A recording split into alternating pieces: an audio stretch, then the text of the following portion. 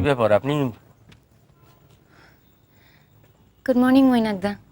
Good morning. কি হয়েছে? Any problem? না আসলে আমি কণিকা মাসিমার ব্যাপারে একটুখানি। উনি তো বোধহয় এতক্ষণে রেডি হয়ে ক্যান্টিনে চলে গেছেন। হ্যাঁ আমি জানি, মাসিমার জন্য আপনি যা করেছেন সেই জন্য আমি আপনাকে একটা থ্যাঙ্কস জানাতে এসেছিলাম। দেখুন, আমাকে থ্যাঙ্কস দেওয়ার জন্য এতক্ষণ ওয়েট করার কোনো মানে নেই। তাছাড়া আমাকে থ্যাঙ্কস দিচ্ছেন কেন? আমি তো নিজে থেকে কিছু করিনি। আইডিয়াটা তো আপনার ছিল, আমি জাস্ট এক্সিকিউট করেছি, তাই না? বসুন। সেই জন্যই তো আসলে কণিকা মাসিমা তো অসুস্থ, ক্যান্টিনে কিচেনে আগুনে ধোঁয়াতে ওনার যদি শরীর আরো খারাপ হয়ে যায়। না মানে আমি তো সকলের ভালোর জন্য এই আইডিয়াগুলো দিই, কিন্তু তারপর আমার অজান্তেই অনেক সময় অনেকের ক্ষতি হয়ে যায়। তাই কণিকা মাসিমা যদি কোনো রকম ক্ষতি হয় তাহলে হবে না, হবে না। আপনার কি মনে হয় সেরকম কিছু একটা হওয়ার চান্স থাকলে আমি পারমিশন দিতাম? ভুলে যাবেন না, আমিও একজন doctor. I know what to do. কেমন? উনি তো আবার ডক্টর উজান চ্যাটার্জির পেশেন্ট, তাই সো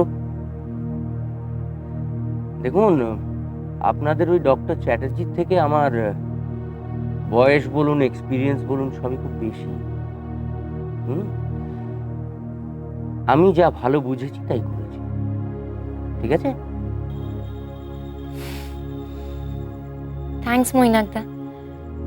আসলে এই ব্যাপারটা নিয়ে না আমি নিজেই খুব কনফিউজ ছিলাম। এবার কনফিউশন কেটে গেছে তো?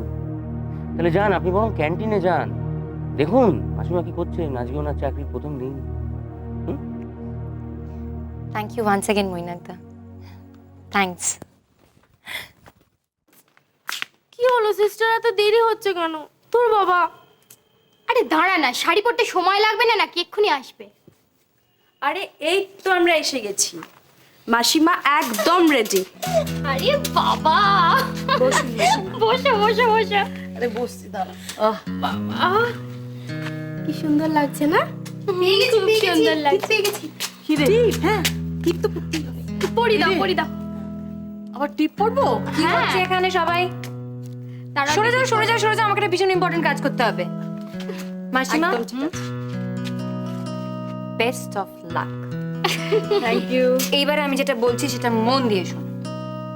আমাদের আবার খাবো খাবারের কোম্পানি আর অনেক অনেক আউটলেট কিন্তু খুব শিগগির সত্যি হতে চলেছে, বুঝেছো?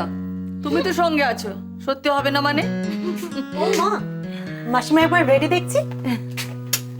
এসে গেল। দেখি, প্রথমে আমি আমার কাজটা একটু সেরে নিই। সেরে পেলো।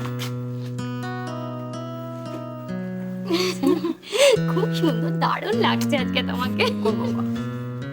কোনো অসুবিধা হচ্ছে না তো? না। তারপর আজ আমরা লাঞ্চে কি কি খাচ্ছি? আজকে আমরা লাঞ্চে মোচার ঘন্ট আর ঝিঙে পোস্ত। বলো না, এ কি যেন বলে ওটাকে, কি যেন সারপ্রাইজ। মাসিমা না বলে থাকবে কি করে? ও তো সারা রাত ঘুমিয়ে ঘুমিয়ে মোচার ঘন্ট স্বপ্ন দেখেছে, না বলে থাকতে পারছে না। যাই বলো, আমার কিন্তু একটু ভয় ভয় করছে, এতগুলো লোকের রান্না। এতগুলো লোকের রান্না হলো, আপনার কিন্তু বেশি স্ট্রেন নেওয়া একদম চলবে না। শাহানা, এমনি জিজ্ঞেস করছিলাম, সব ঠিক আছে তো? পারফেক্ট আছে, কিন্তু কি বলতো, বেশি পরিশ্রম আর এক্সাইটমেন্ট ওনার পক্ষে একটু খারাপ। মাসিমা, মনে থাকবে তো সব? মনে থাকবে, আর আমি তো নিজে খুন্তি নাড়বো না, ওদেরকে বলে দেবো, ওরাই তো সব করবে।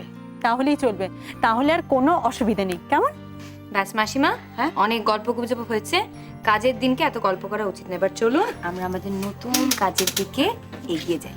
আমার কিন্তু খুব ভয় ভয় করছে। ভয়? হ্যাঁ। কিসের ভয়? আপনি পাচ্ছেন রান্না করাকে ভয়? রান্নাঘরে ঢুকলেই দেখবেন সব ভয় কোথায় হাওয়া হয়ে গেছে। চলুন চলুন। মোচার ঘন্ট ডিলিশিয়াস, আমি যে কতদিন মোচার ঘন্ট দিয়ে ভাত খাইনি ভাবাই যায় না। খেয়ে দেখবে কেমন হয়েছে। খুব ভালো হবে। কি ভালো হবে না? তার পুরনো যে অ্যাসিডিটি প্রবলেম ছিল, ওই বুক জ্বালা করা, ছোঁয়া ঢেকুর ওটা গেছে?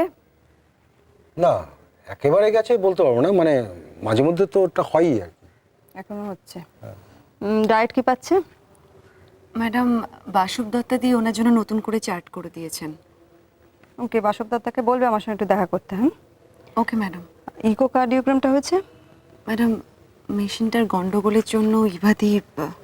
কিন্তু আমি তো আর ওয়েট করতে পারবো না, বলে দেবে। Okay madam. ওকে, দেখি এটা।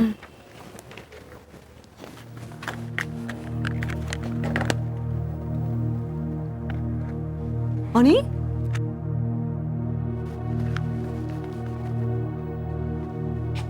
কোথায় যাচ্ছ? বাইরে। বাইরে মানে? ওই একটু লনে, এক্ষুনি চলে আসবো। তুমি জানো না যে তোমার বেরোনো বারণ? সিস্টার প্লিজ একবার। আমি তো বললাম একদম নয়। যাও, নিজে বেরিয়ে যাও। প্লিজ একবার। কোনো প্রশ্নই নেই, যাও, বেরিয়ে যাও। জানো কতদিন হয়ে গেল আমি আকাশ দেখিনি, সবুজ ঘাস দেখিনি। সারাক্ষণই বন্ধ করে থাকতে আমার বিচ্ছিরি লাগে। লাগুক বিচ্ছিরি, বলে গেলে ডক্টর উজান চ্যাটার্জি সেদিন তোমায় কিরম বকেছিলেন বাইরে বেরোনোর জন্য? যাও, নিজে বেরিয়ে যাও।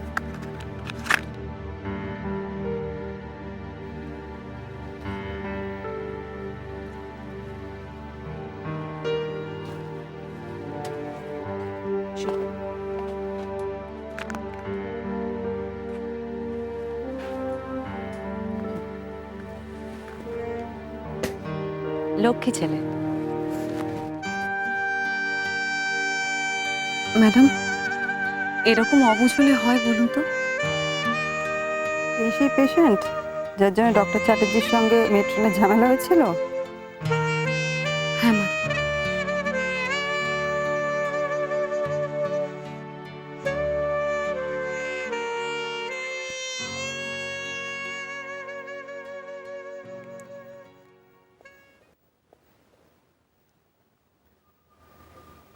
হিয়া, তুমি কি করে টের পেলে আমি এসেছি? আমি বুঝতে পারি। কি করে? তোমার একটা গন্ধ আছে, খুব সুন্দর। দূরে থাকলে আমি বুঝতে পারি যে তুমি আসছো। তোর পাগল, সেরকম আবার হয় নাকি? এই না, থ্যাংক ইউ। এই জানো তো আমি আজকে বাড়ি গিয়ে কি দেখলাম? কি? দেখলাম যে একটা গাছে কাকের বাসা হয়েছে, আর সেই বাসার মধ্যে কোকিল এসে ডিম পেড়ে দিয়েছে। এইবারে ডিম ফুটে যখন কোকিল ছানারা বেরিয়েছে, ব্যাস মা কাক তো বুঝে গেছে যে এই ছানা তো তার ছানা নয়। সেই নিয়ে কি কাণ্ড! কিন্তু হবে কি, এবার কোকিল যখন ফিরে এসেছে ছানাগুলোকে নেওয়ার জন্য, মা কাক বলল না, একবার যখন এই কোকিলের ছানা। হ্যালো। হ্যালো। হ্যালো হিয়া, হ্যালো। তুমি সেই বিখ্যাত অনি? না, এখনো ঠিক ততটা বিখ্যাত হয়নি, কিন্তু আর কিছুদিনের মধ্যেই খুব বিখ্যাত ফুটবলার ডেফিনেটলি হয়ে যাবে। না না, আমি ফুটবলার অনির কথা বলছি না। আমি বলছি এই সেই অনি যাকে নিয়ে টিউলিপ একেবারে তোলপাড় হয়ে গিয়েছিল। না নিতাদি, ওতে ওর কোনো দোষ নেই। যা হয়েছে তার জন্য সম্পূর্ণ আমি রেসপন্সিবল। আরে ছাড়ো তো, এর মধ্যে আবার দোষের কি আছে? লোকজনের সব বাড়াবাড়ি। তা অনি, এখানে কিরকম লাগছে? এমনিতে ভালো না, কিন্তু হিয়া আছে বলেই ভালো লাগছে। আচ্ছা, সো সুইট। ঠিক আছে, তোমরা কাক কোকিলের গল্প করো, আমি একটু কাজ সারি, কেমন?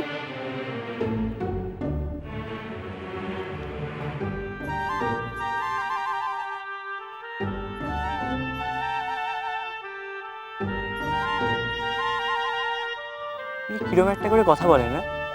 কোনদিন কর্মহীন পূর্ণ অবকাশে বসন্ত বাতাসে অতীতের তীর হতে যে রাত্রে বহিবে দীর্ঘশ্বাস, ঝরা বকুলের কান্না বেথিবে আকাশ। সেইখানে খুঁজে দেখো কিছু মোর পিছে রহিল সে, তোমার প্রাণের প্রান্তে বিস্মৃতি প্রদোষে হয়তো দিবে সে জ্যোতি। দেখেছো আমাদের পবিত্র একেবারে আনএন্ডিং স্টক। হ্যাঁ, আজ সেই সব দিনের কথা মনে পড়ছে। স্যার রিচার্ড যখনই আসতেন তখনই আমাদের নিজের হাতে কফি তৈরি করে খাওয়াতেন। স্যারের সেই বিখ্যাত কুকিজ, হ্যাঁ তোমার মনে আছে শোভন? হ্যাঁ, মনে থাকবে না আবার? নার্সিং হোমের মালিক নিজে রোগীদের কাছে গিয়ে নিজের তৈরি কুকিজ বিলি করছে, এ ভাবা যায়? আসলে রিচার্ডের ছিল মানে অফুরন্ত এনার্জি।